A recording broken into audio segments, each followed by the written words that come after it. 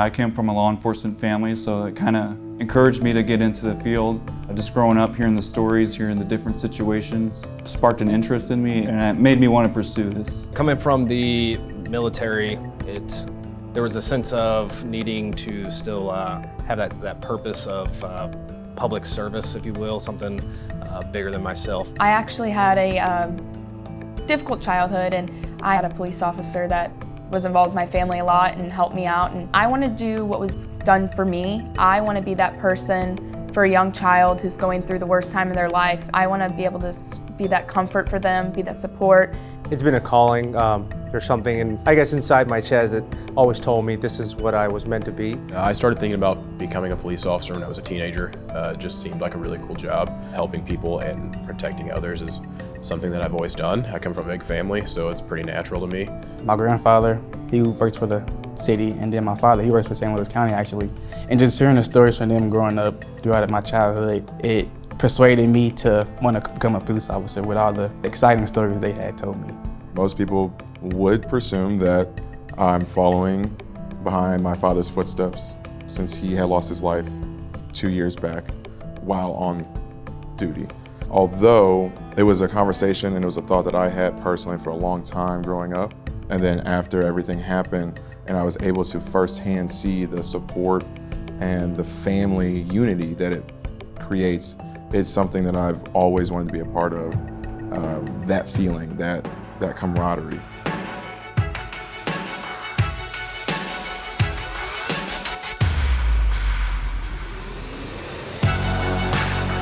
First day, I remember waking up, I think about 5:15. We didn't have to be here until 7:10. I wanted to give myself wiggle room. Like, you obviously don't want to be late on the first day. When I pulled up into the parking lot, I had never experienced anything like it. I was freaking out. I was an hour early, waiting for the gate to open. A lot of anticipation leading up to it, of course, a lot of preparation. It's kind of surreal. You can't really believe that it's actually starting to happen. I was actually stressed. I didn't know what this type of environment was going to entail. And then we all got out and just stood and looked at each other. We didn't know what to expect. And we were all kind of just in a circle, just kind of standing there. We didn't know each other at all. But we were like, well, we're all in the same uniform, so we must be on the same team. So then Officer Sturr walked out, and we just heard, "Get in line from the building." And instantly, faces stopped. No one was smiling. We just stood there for what felt like hours, waiting. I mean, I was holding my bag just shaking. Like, it wasn't heavy, it was just shaking, not knowing what to expect.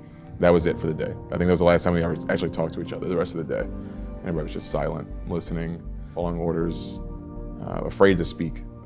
Day one is a very stressful morning for the recruits. We have them line up outside the academy, just facing towards the flag, and they do not know what to expect. The goal of us walking outside the way we do together in full uniform or in our hats is to show them that we mean business and that whoever they were before that moment, that person is going to be changed over the course of the next 6 months. The intimidation of just each one of them going through the line, just staring us down, I could probably count every hair on the person's head in front of me. I was so nervous, just staring ahead. We look for any signs of weakness, any signs of, more or less, if they have the right temperament to survive the 6 months at the academy. The jitteriness and the anxiety of, all right, what's next? Because there was no clear instruction of, hey, this is your syllabus, this is what you're doing. You were just told a time and a place and what to wear. There really is no way to pass that situation, just as long as they're standing the way they were instructed to before that day. As long as they're doing what they need to be doing, they shouldn't have any issues. I came into it really expecting this to be kind of like boot camp or basic training. So I assumed there was going to be a lot of yelling, a lot of you can't do anything right. So just sit back and ride it out. Kind of just wondering what they're looking at, if they're inspecting our uniforms or if they're kind of just doing it to get in our heads. The silence was really, I would say, scary because you don't hear a good morning, you don't hear a welcome to the academy, it's just silence. You can't train anybody unless you have discipline. And discipline starts with standing in line, looking straight ahead. I walked up to a recruit and I said, you need to zip your jacket 3/4 of the way up. It's those little things. If you can do the small stuff correctly, We can trust you with the big stuff. I think the point of all of the instructors is to make sure the recruits, this is what they want. Not to second guess their careers, but go, all right, I'm willing to put the time into this. You're either both feet into this, or you need to find another career. March. Turn here. Turn here. We tell the recruits every morning before they come into the facility, they will touch our plaques of fallen officers who have given their lives in the line of duty. The reason we do that is because in law enforcement, when something tragic happens to someone, we always say never forget. So I require that every single morning they touch one name on each plaque, and throughout the day, I can call on anybody. If I ask them whose names they touched, they better not forget.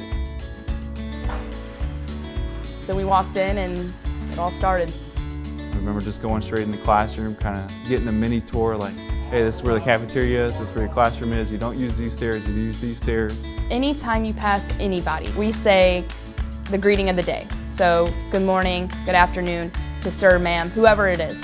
And it doesn't matter if you walk past them and then turn around and walk right back. You redo that greeting. They'll make sure that you say it, and if you don't, they'll be sure to find out, and you'll be sure to do some team building to fix that behavior. If you cannot remember which side of the hallway to walk on, or if you cannot remember to show respect to your instructors and staff members by saying good morning, sir, or good morning, ma'am, then why should we give you that responsibility of taking care of someone else? We start with the little things so that they can understand that everything we do has a reason. It's all important. I just remember going in the classroom and we're just sitting there and you see your name on the plaque and you're like, this is the real deal. Like, this is day one of the next 6 months of your life. Have a seat till further instructions. A few of the things we teach them on day one is expectations of the academy. We teach them where they need to be. We show them what time they need to be there. We instruct them on how they need to dress. We instruct them on how they are to speak with any staff member. Everything about this facility is structured to make sure they get enough repetitions to be able to do it exactly the way we say. The reasoning behind that is, at the end of these 26 weeks, when they walk across that stage, they will be wearing badges, they will be wearing guns. I don't know what some of these recruits think the police academy is when they come day one, but you can tell some of them just aren't ready. Just the eye test, just how they carry themselves, I can tell day one, this person is not gonna make it. Come day two, we had 2 recruits resign. So they came, they experienced 1 day at the police academy, and they said, this is not for me. So they did the right call, they didn't waste anyone's time, and they resigned from the process. Recruit Rush, sir. How old are you? 22, sir. Have a seat. They learn a lot on day one. For some of them, it's so much of a culture shock to them that on day one, they decide they don't want to do this job. And I tell them all the time, everyone who is sitting in this class, I tell them, look to your left, look to your right, and I let them know by the end of the week, someone will be gone, because historically that happens every single time. Some people just want to know if they can do this job. Some people want to do this job. I remember the day was super long. I don't think we left till 7:30, 8 o'clock at night. And one thing that took me off guard was the end of day one. They went through the whole day of, we're being ordered to do one thing or the next, and then the end of the day comes, and after being physically pushed and mentally pushed, it was like a psychological trip where at the end they show us the realness of the job, of videos of officers passing in the line of duty and what it can do to families. It wasn't anything new. I think it was more or less that the clip just reminded me of different moments that I had already relived from a different perspective. I'll tell them on day one, if you like the person you are right now, then leave. Because this job is going to change you. It's going to challenge you physically. It's going to attack you mentally. It's going to change you. There's a reason why this profession has high divorce rate, suicide rate, because people don't know how to deal with certain things. And we're also tough. We're tough. So anything that we go through in this job, it's easy for us to just say, well, it's just part of the job. It's just the way that it is. And we don't necessarily get the type of care that we need, because sometimes seeking help gets very confused by people as being weak, and it's not. So I tell them all the time, make sure you have an outlet. I tell them if you don't know who you are, don't let police work be your identity. Trust in your family, trust in your friends, learn as much as you can, do your job, and if you get to a point to where you can't take any more, get out.